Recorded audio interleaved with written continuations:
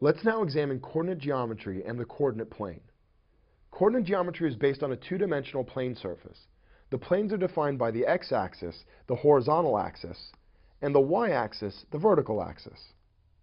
Points on the two-dimensional coordinate plane are defined with two coordinates, x and y. The x-coordinate measures the horizontal distance from the y-axis, and the y-coordinate measures the vertical distance from the x-axis. By convention, the axes cross at the coordinate 0, 0. The x-coordinate increases to the right, and the y-coordinate increases upward. So a point with coordinates 5, negative 4 lies 5 units along the x-axis to the right of 0, 0, and 4 units along the y-axis downward, below the x-axis. Because the axes cross at point 0, 0, the coordinate plane is divided into quadrants. X and y are both positive in the upper right quadrant, while both x and y are negative in the lower left quadrant. In the upper left quadrant, x is negative and y is positive, and in the lower right quadrant, x is positive and y is negative. Sometimes you'll be tested on the distances between points on the coordinate plane. When two points have either the same x-coordinate or the same y-coordinate, we can find the distance between them by simply adding or subtracting the coordinates that vary. Let's try a problem. Let's find the distance between these 2 points, 7, 6 and 7, negative 12. Well, since they have the same x-coordinate, it means that they're in a vertical line. So all we have to do is find the distance between the y-coordinates. And in this case, because one of the y-coordinates is negative, we don't want to add our two y-coordinates. We want to take our first y-coordinate and subtract the second y-coordinate. And we get 6 minus negative 12. This is going to equal 6 plus 12, which is 18. Sometimes, however, they'll ask you for distances on the coordinate plane when you have completely different coordinates. In order to find the distance between 2 points on the coordinate plane that do not share a coordinate, we have to use another approach. First, draw a right triangle and set the distance between the 2 points to be the hypotenuse. Second, we can use the Pythagorean theorem in our knowledge of triangles to find the length of that hypotenuse. Let's practice this on an example. Let's find the distance between the 2 points, negative 5, negative 3, and 7, negative 12. In order to do so, we want to literally create a right triangle that makes the length between the 2 points the hypotenuse. Since we're drawing a horizontal line across from point negative 5, negative 3, this corner right here has to have the exact same y-coordinate, which is negative 3. And since we're creating a vertical line from this point to point 7, negative 12, it's got to share the same x-coordinate as the point 7, negative 12. So this point right here is 7, negative 3. We need to find the length of our two legs. The horizontal distance between the 2 points is going to involve using our x-coordinates. We're going to take 7 and subtract negative 5.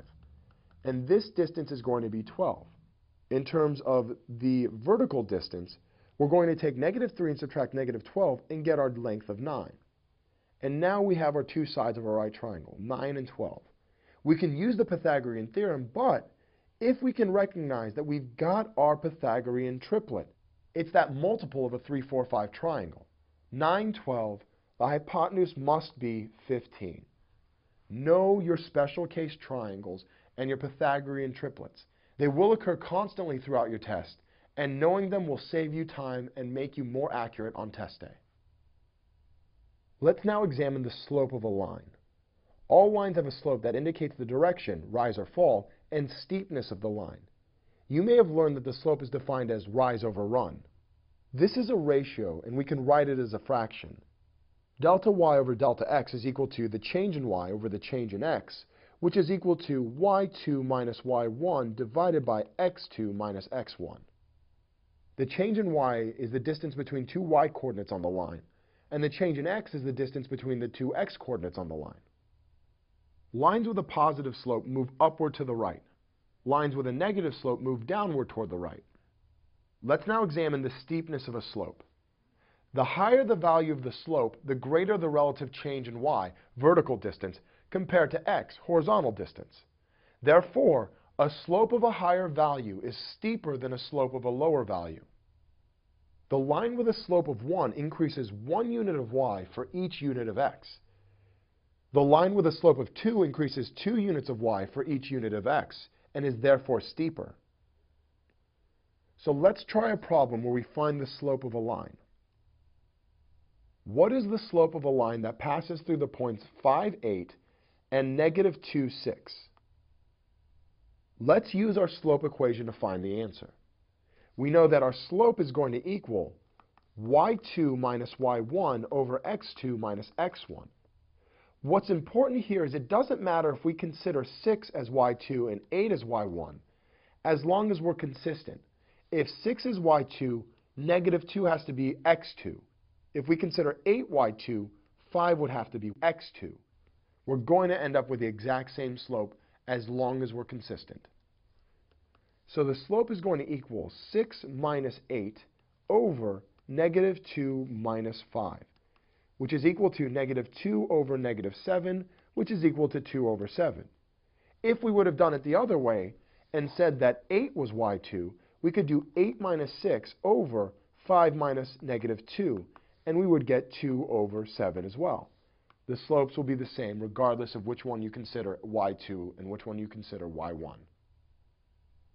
Let's now move on to the equation of lines. All lines on two-dimensional coordinate planes can be expressed by the equation y equals mx plus b, where m is the slope, b is the point at which the line intercepts the y-axis, and x and y are the x and y coordinates. The slope and the y-intercept are constants. They define the line. For every point on the line, there is one set of x and y coordinates.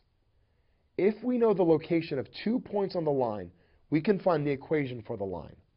Also, if we know the slope of the line and 1 point on the line, we can define the equation for the line. Let's find the slope of this line. It's got 2 points, 0, negative 5, and 3, negative 9. So to find the slope, we use our formula, y2 minus y1 over x2 minus x1. That's going to equal negative 9 minus negative 5 over 3 minus 0, which is equal to negative 4 over 3. Our slope is negative 4/3. The line crosses the y-axis when it has an x value of 0, so its y-intercept is negative 5. Therefore, the equation of the line is y equals negative 4/3 x minus 5. In this way, coordinate geometry can be thought of as a graphical representation of algebra. To learn more about the relationship between coordinate geometry and algebraic equations, check out Kaplan's Algebra Challenge workshop. Congratulations! We've completed our review of the most challenging geometric concepts. For the most part, these concepts are not very difficult. It's the combination or grouping of a few concepts within the same problem that creates a challenging question. Be sure to practice these types of questions so that on test day, you can quickly identify and manage each geometric element. I'm confident you're ready to take the Geometry Challenge quiz that comes next. This will give you a chance to practice what you have learned and will give you feedback after you are done. If you need an additional review at any time, just return to this workshop.